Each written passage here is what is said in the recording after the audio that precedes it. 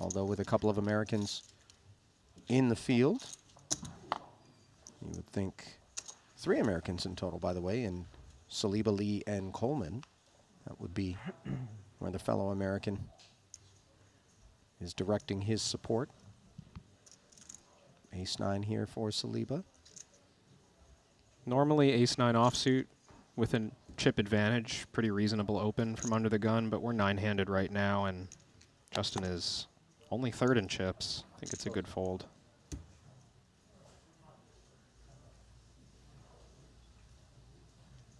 Pocket 10s. They didn't do so great for Igor, as Calvin welcomes them, along with what would appear to be a crick in his neck. Min-raise open. And for John Ander on 8 big blinds, ace-queen offsuit is a lot of hand, even facing an early position open. Boom, boom, boom, boom. We're going to see at least that amount going in here.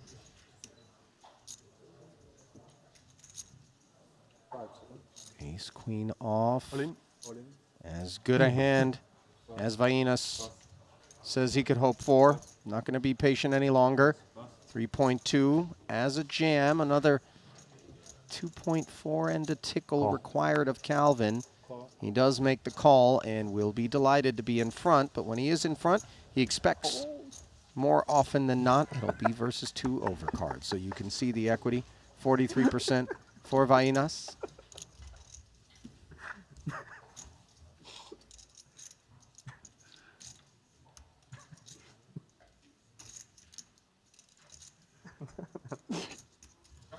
$7.5 million. No, I never get drunk. Never drunk in his life. Tense moments I don't need to drink for the to Spaniard. Can he find the spin? Have some fun. 9-7 tray, monotone with the 10 of diamonds in Lee's hand. And Vainas knows this is an ambitious mountain to climb. Turn. No bueno.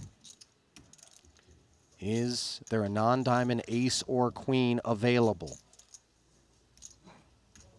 Show yourself if so. No such luck.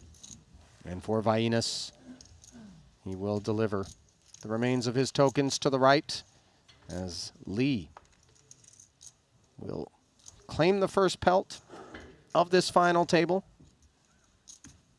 And the short stack always rates to be first out the door, especially when he had no company. I think against opponents that you know are a little bit more apt to peel, and obviously that'll be a function of not just play style, but stack depth and the overall distribution of chips, ladders, ICM, things like that. That, okay, you're a little bit more well-served, but we can't always just presume under the gun raise plus c-bet means overpair in that spot, which is the dream for top set. Yeah, exactly. I think there was, huh? 10-8-3? No, when we have 10-8 something. 10-8-3. 3 out of the 4 10s in the deck, memory, we benefit a lot from the bluffs. I don't even remember my cards. Ace-queen has 1 out of the 4 aces and 1 out of the 4 queens have joined forces for Calvin. I told you nuts. 10s is really glitching its way to many different players. Orpen has been waiting for a spot. Not that it's a single decision point sort of stack depth for him. Yeah, and on the button, I think coming with a 3-bet is the way to go here. It's a little bit intimidating. And interesting that he chooses 2.5. You know, he had 2 options. He could have gone for all of it or effectively all of it, you know, maybe made it 6 or 7 million. But by inducing, he's leaving Calvin room to maybe 4-bet all in with a suited ace, which we've seen from him in the past. Maybe 4-bet all in with a hand like this, and he does. I think Orpen's putting the chips in here. Yeah. I don't think he expected all too often to be up against the 4-bet jam, but on this occasion, Calvin pressing things. Are you okay with this choice? Yeah, I think it's the right type of hand to go for 4-bet all in. We don't really want to call out a position with an offsuit ace, and this is 18 blinds effective. Orpen's been snug for the last second bar. 3 orbits, but Check, this is a fold. capable player who's going to have some bluffs, and as we can see, have some pairs that we're doing fine against.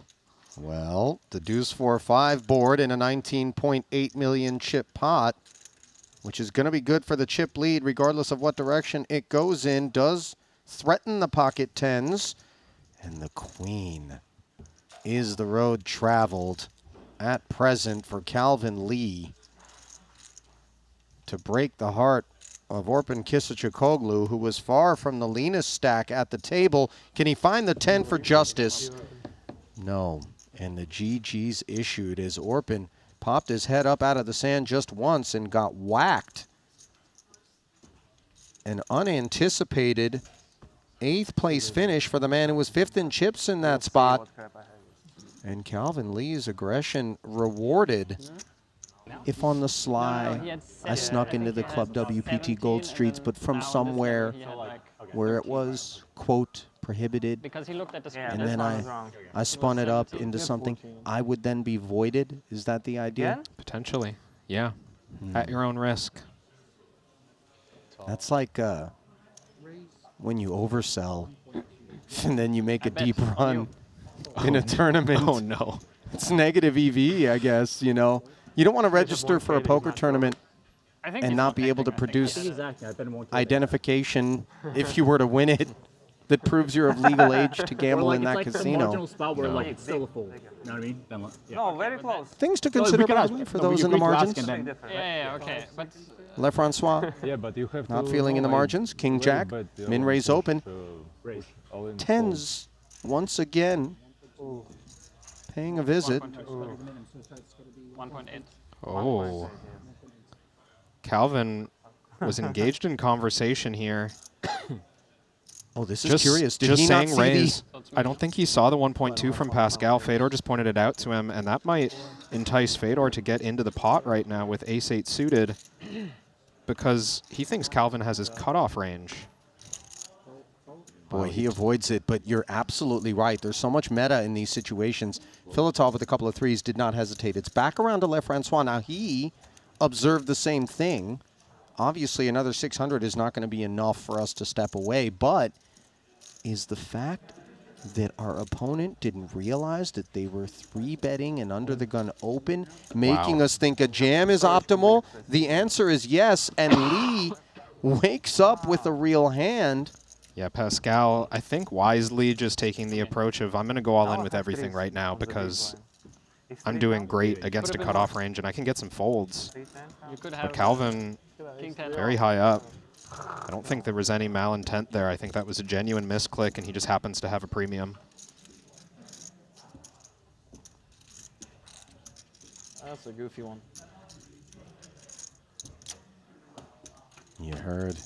That's a goofy one declared, as there was all sorts of strangeness pre-flop and now some post.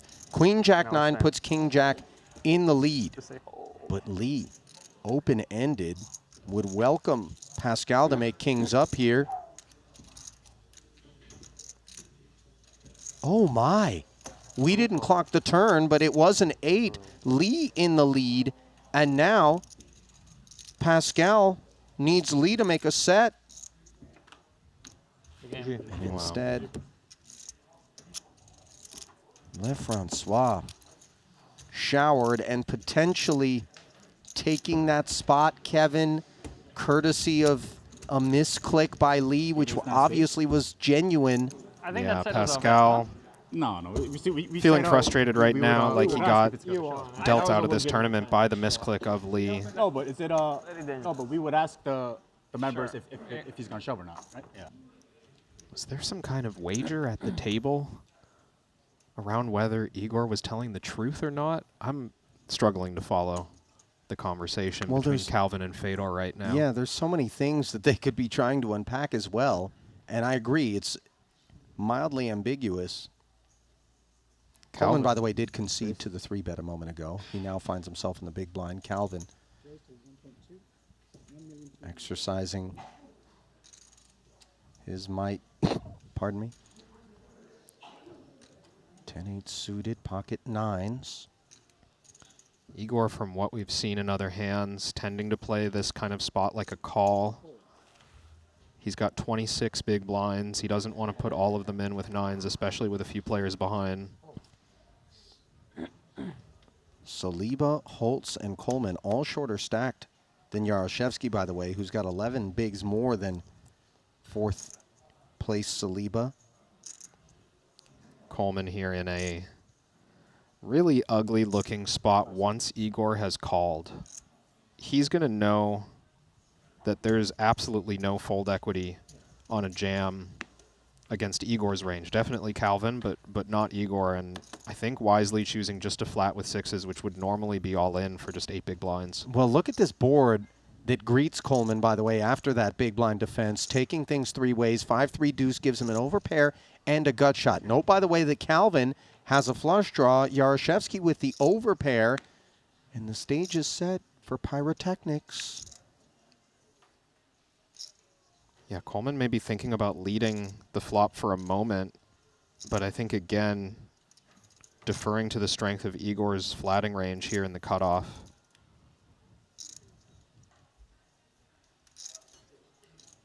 If Igor decides to open the action here, which he often will, overall range advantage. It's hard to imagine a way for Coleman to escape this hand. So Calvin did not follow through and faces the position bet of 1.5, understandably, from Yaroshevsky's nines. I think this size might be a little concerning to Coleman, although, again, it's hard to see escape with the added equity of the gut shot in addition to his overpair. 1/3 pot leaves us thinking what? Well, leaves us thinking I have absolutely no fold equity. Like, what does he get away from right now? Well, apparently, Coleman might be thinking there is some fold equity because this isn't with the perception that sixes are nutted, that he's jamming here. I think Coleman, when he gets asked for a count, is starting to expect ace high to maybe bet call if it was semi-bluffing on the flop. You saw Calvin promptly getting out of the way as it's back around to Yaroshevskyy, and Yaroshevskyy will make the call. 13.3. Registering on the Richter scale, Coleman flipping his palms up to the sky. Yeah, I think I should have clarified. Tough spot for him. Down but not out. Stranger things have happened here at this FT already.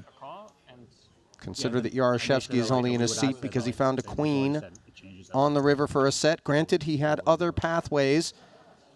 On the turn, Lee would have made spades, by the way, and the field would have been drawing dead. Instead, Yaroshevskyy poised to collect things as the spade 6 and spade 4 are removed. A 4-outer for David Coleman to stay alive. And that ain't it. GG, bro. So DC showered here. And that is a whole lot of talent heading for the payout desk. And not a bad amount of USD ready to be collected. $416,000.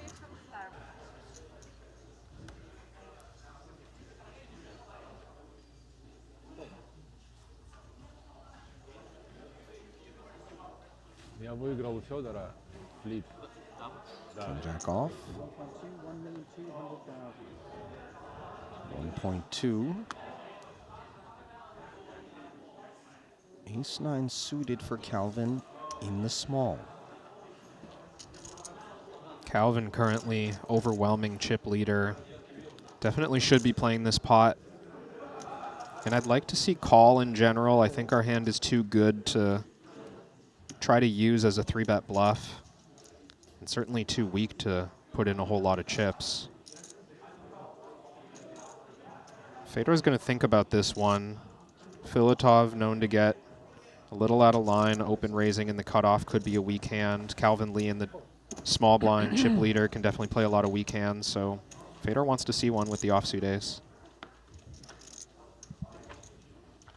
Three-way affair as Lee with the rarely seen flat, having been very aggressive to this point. But it is all Filatov here on an ace-queen-10 board up against top pair and not one but two seats. Following through for 1.1. See how quick that bet got out there. Feels like Filatov, often having fun at the table, is toying with this spot a little bit, sitting on the best possible hand. And this is awkward now.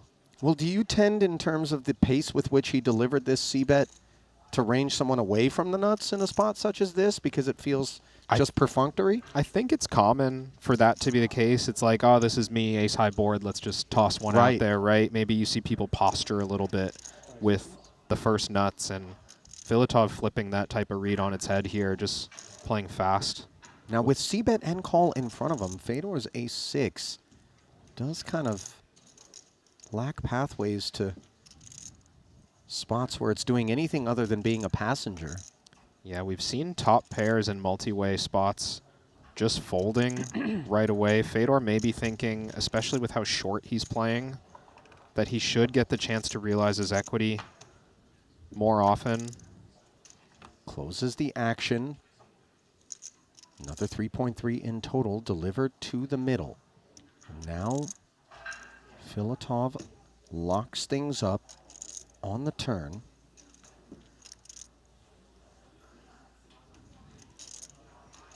Now, Calvin, I don't expect to play any leads in this particular spot, but when you do call out of the small blind, the worst position in this multi-way affair, sometimes you have the best range, and sometimes we do see those leads, but ace-9 not really benefiting from that play either. 5.5. This is not only a huge bet, but represents more than Fedor's entire stack. Calvin's quickly out with the ace-9, which I think is wise. Yeah, at that price, both of these one-pair hands really experiencing deep levels of discomfort. Now, Fedor has to view this as strong on the surface. Anatoly recognizing that this bet could get called and he'd have to run it, so we don't expect a zero equity bluff, which we might see if this was just a heads-up pot against Calvin Lee covering. Fedor has the 6 of hearts, maybe marginally relevant to Anatoly's ability to have a combo draw here. You know, you don't want to get in the habit of just snap folding top pair for 8 big blinds, but Fedor can't feel good about this hand.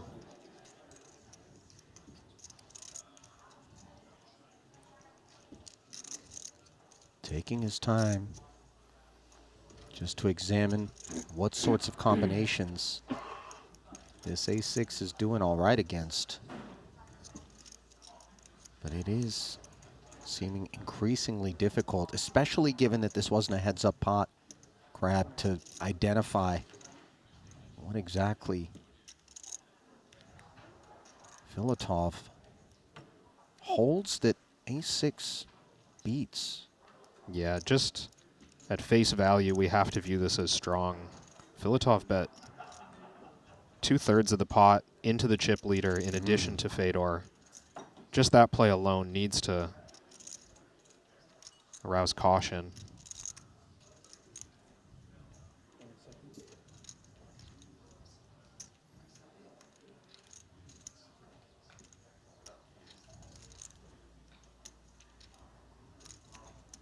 Oh, wow. This is, I confess, not what I expected whatsoever. Fedor Holtz ultimately finding a call, put all in. The river will be of no consequence. He gets showered. What did we just witness? Yeah, slight misstep there, and maybe even the tricks of Anatoly working exactly as designed. What could be better? And we are not even at the halfway point of this Jeju Festival. Still have a main event and 150K to come. Tomorrow we'll open up the 40K mystery bounties. Short deck awaits on the back end. You don't want to miss any of it. 1.4, yeah.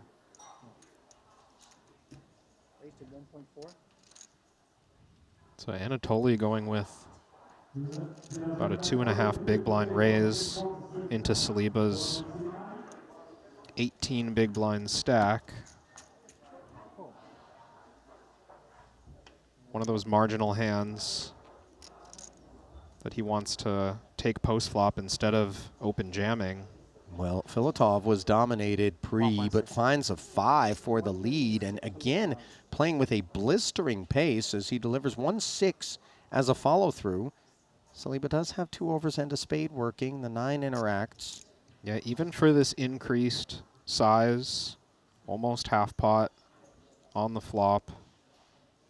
I think Queen Jack with the Queen of Spades is a type of hand that we want to stick around with as Saliba. There's a lot of good turn cards for our hand. Even if we don't improve, a lot of those cards let us bluff. Filatov off a hand like a pair of 5s. Turn, however. Saliba returning the favor of finding a side card, as the queen would have been no good. He peels and finds the jack. And I think standard procedure is to start checking with our pair of 5s. We can definitely have the winner. We saw Saliba calling with just queen high on the flop. Might even be thinking about a chance to get value with a small second barrel. I believe it was Filatov who pulled off 2 streets with a pair of deuces the other day in a blind versus blind battle. He does check though, and Saliba's got to feel great about his hand. No doubt. He knows that Anatoly is so incentivized to just get frisky, open, c-bet, hope for the best, and then if it doesn't work out to that point, he can step aside. 3.3. Only question was sizing here. Do we go, let's say, quarter pot and try to represent a lot of thin value bets? Or do we go for the big size and claim that we have maybe a good 9 or better? Any 9 probably for how shallow we're playing. I think both have their merits. Filatov's going to be suspicious that Saliba has a good enough hand to bet this size that didn't raise the flop. So you'd think a lot of those 9s are just going to put it in. Yeah, Filatov, a non-believer. He just puts the rest in. This is, I confess, not exactly how I expected this thing to play out. Does he perceive that there's fold equity when Saliba bets 3-3 of his remaining 7-7? Does he think that Queen 5 is ever leading when called? I think this goes back to that idea that bluffs come from equity, and when there's not a lot remaining, we just expect to... Oh, no. Wow. I didn't even bother building any drama in this situation because it was so improbable that Filatov was going to do anything other than double up Saliba. And then the moment we gloss over the drama, it stares us straight in the face, and a merciless culling of the herd. Saliba in the slaughterhouse, out of there in 4th. Put into spectator mode here, sitting 46 bigs, 21 behind Filatov, as you see 7% of the chips at the table for Igor, and that isn't a whole lot. Things coming undone in the second frame promptly.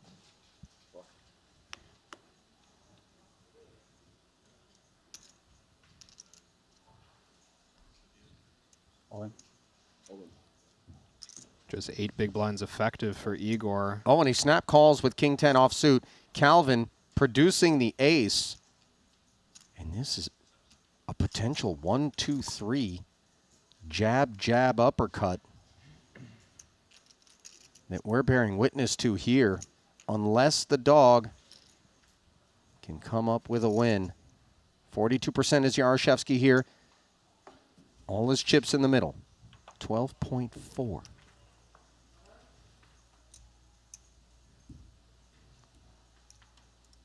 Jack 6 tray, ace high, holds.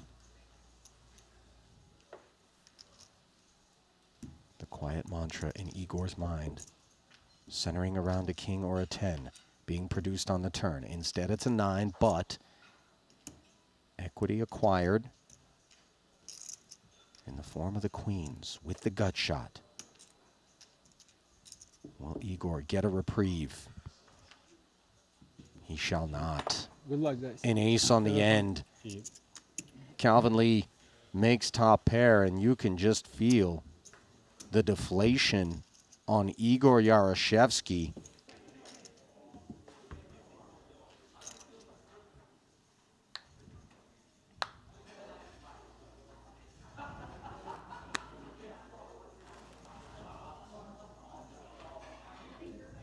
Queen 7 and Queen 8.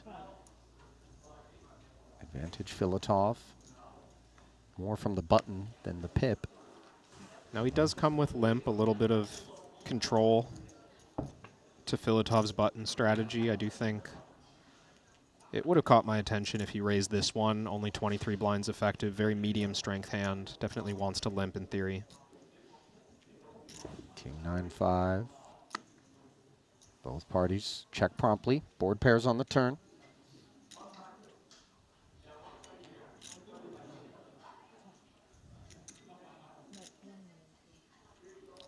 And I think from Filatov, this is not a bet he's making because he wants to fold out a better hand. It's a play we've seen a couple of times already today where it's just like, I don't believe you really have better than me, and I don't mind a fold, but let's just clear out something. 1.2, the request for the pot. Lee, non-compliant. Neither party improves on the river, but the queen, after the 10 arrives, plays naked as the 8 no longer factoring in. So this one will get chopped. And the other thing about this particular pot is you see both of them kind of, you know, flashing a smirk toward one another, Yep. Kevin. It's the showdown. He knows how it goes heads up. Oh, and these two hands, Oh, boy. All in. pretty big for the spot. I think a game of roulette is upon us as Lee does jam the ace-4, king-queen. Ready for it. Filatov with a good chunk of equity. Shy of 3-2 is the proposition, as finally Calvin takes the best of it.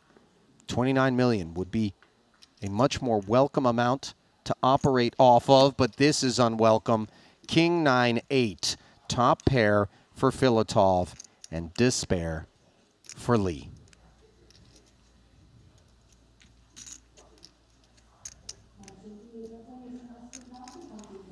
Can the ace pay Lee a visit? Not on the turn. And he's going to have 3 outs one time to deny Anatoly Filatov a first title. Is Barry there? No, he isn't. And a queen on the river. Lee promptly over for a fist bump to congratulate Anatoly Filatov on glory here in Jeju. Your 25K WPT Global Slam winner, $1.882 million officially belonging to him. Nothing for Calvin Lee to hang his head about. A second place performance and a 7-figure payday for him.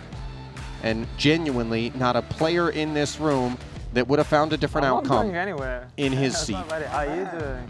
1185, the tally. Don't want to eat that much. Producer James quickly over to try to solicit a loan from Anatoly. We kid, of course. There's a look at the final payouts brought to you by GTO Wizard. It was the Russians' day as the American falls in second.